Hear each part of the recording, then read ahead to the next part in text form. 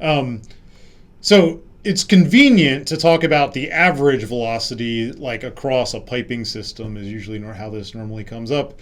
And that's basically just define the normal way you would define the average, right? So a weighted average is the integral over the thing you're trying to find the average over, dA divided by the total area.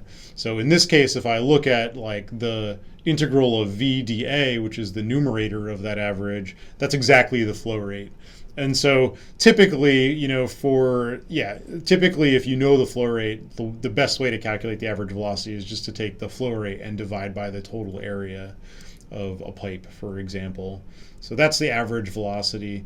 Um, I will probably waver in how I write the average velocity, like as a variable. So, like in this slide, I wrote the average velocity as v8, like subscript avg. In your book, for reason, this is not totally uncommon, but in other books, but they somewhat confusingly they use the symbol capital V, which to me just looks like the regular velocity sometimes. But anyway, when you see a capital V and it doesn't have any special boldface and there's no like little twiddles or anything over it, that is meant to be the average velocity. And in some cases, you'll see it's like a little bit ambiguous. But in any case, capital V is the average velocity in the book.